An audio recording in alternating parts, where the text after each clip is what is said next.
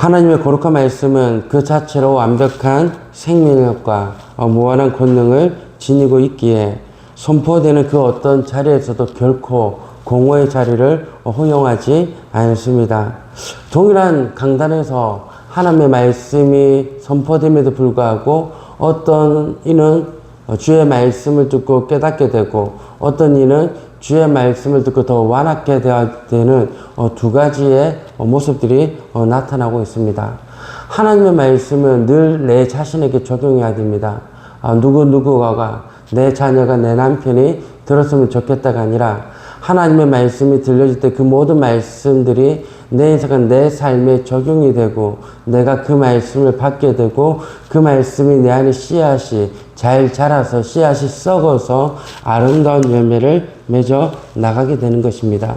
그렇기 때문에 말씀에는 어떤 무능과 어떤 무능함이 있는 것이 아닙니다. 하지만 이 말씀이 선포되는 자리가 또 선포되는 그러한 일들이 또 사람이 또 하는 일이기 때문에 또 굉장히 많은 것들이 있습니다. 하지만 사람이 한다고 해서 결코 그 사람의 말이 전달되어지는 것이 아니라 하나님의 말씀이 온전히 전달되어진다는 것을 우리는 알아야 합니다. 그렇게 우리는 매 순간마다 하나님의 말씀을 들을 때 내 안에 있는 완악함을 내어놓고 오직 주의 말씀을 들을 수 있는 은혜를 내 안에 부어달라고 우리는 기도해야 됩니다. 우리가 하나님의 말씀을 듣지 못할 때가 무엇입니까? 인간의 어떤 탐욕이 있습니다. 어떤 욕심이 있습니다. 끊임없는 욕구가 있습니다. 그 모든 욕구로 인하여 또 근심과 염려와 환란으로 인하여 하나님의 말씀을 듣지 못할 때가 있습니다.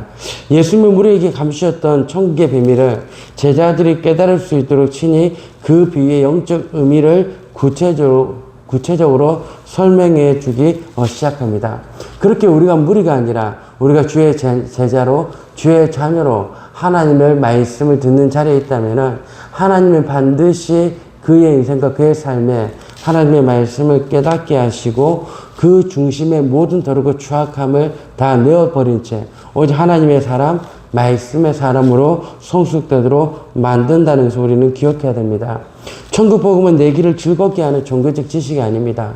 내가 이 말씀을 듣고 정말 좋다, 기쁘다라고 말하는 것이 아니라 때로는 날카롭게 들어오는 칼날처럼 우리의 가슴을 후벼파는 말씀이 있을 때 그 말씀 또한 은혜라는 것을 우리가 좀 반드시 알고 우리 안에 있는 더럽고 추악한 모든 덜덩이들을 주의 말씀을 깨뜨려 부셔서 온전한 순종으로 걸음걸음을 걸어나가는 그런 여러분과 제가 되기를 진심으로 소망하며 바랍니다. 첫째는 영적 맹목의 척결하라고 말합니다. 하늘에 갈망이 없어 말씀의 씨앗을 빼앗기는 완악함을 우리는 회개해야 합니다. 예수님은 누구든지 천국 말씀을 듣고 깨닫지 못할 때는 악한 자가 와서 그 마음에 뿌려진 것을 빼앗나니 이는 곧 길가에 뿌려진 자라 정의하셨습니다. 마음이 세상의 종력으로 단단하게 굳어 있어 하늘의 것에 대한 갈망이 없는 자들에게는 하나님의 존귀한 말씀이 한낱 의미 없는 세상 언어처럼 들려지게 되는 것입니다. 하나님의 말씀이 세상 언어로 들려지는 것이 아니라 하나님의 말씀이 하나님의 말씀으로 들려지는 그런 은혜가 있어야 됩니다. 성도는 매일 하나님의 말씀을 접하면서도 아무런 영적 감동과 찔림을 받지 못했던 내 자신의 마음의 완악함을 철저히 회개하며 복음의 씨앗이 사탄에게 방해되지 않는 그런 심령이 되게 해달라고 하나님 앞에 구하며 걸어가야 됩니다. 그래서 주의 말씀의 담비에 빠져서 주의 말씀을 깨닫게 하시는 성령님을 만나고 경험하는 은혜가 있기를 진심으로 바랍니다. 둘째는 유혹의 돌밭을 파쇄해야 합니다. 환난과 세상 염려로 말씀의 숨통을 막아버리는 위선을 폭로하고 있습니다. 예수님은 돌밭과 가시떨기에 뿌려졌다는 것은 말씀을 들을 때 기쁨으로 받으나 뿌리가 없어 환난이나 박해가 일어날 때 넘어지는 자요. 세상의 염려와 재물의 유혹에 말씀이 막혀 결실하지 못하는 자라고 폭로하고 있습니다. 내게 유익을 줄 것 같을 때는 기쁘게 아멘 합니다. 그리고 정작 손해를 보거나 환난이 오게 되면 그 말씀대로 순종하려고 하는 모습들을 잊어버립니다.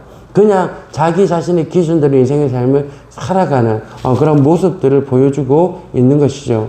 성도의 말씀이 내 삶에 깊이 뿌리 내리지 못하도록 가로막고 있는 불신과 염려의 돌덩어리들을 성령의 권능과 말씀의 능력을 통해서 사정없이 부수어내야 합니다. 그래서 환난 앞에서 순종의 즐거움을 빼앗기지 않는 그런 여러분과 제가 되기를 진심으로 바랍니다. 그리고 세 번째는 결실의 절대 법칙에 대해서 얘기하고 있습니다. 옥두의 심령으로 말씀을 지켜 행하여 천국 주스를 얻는 순종을 말합니다. 예수님이 좋은 땅에 뿌려졌다는 것은 말씀을 듣고 깨닫는 자는 결실하여 어떤 것은 100배, 어떤 것은 60배, 어떤 것은 30배가 되느니라 선포하셨습니다.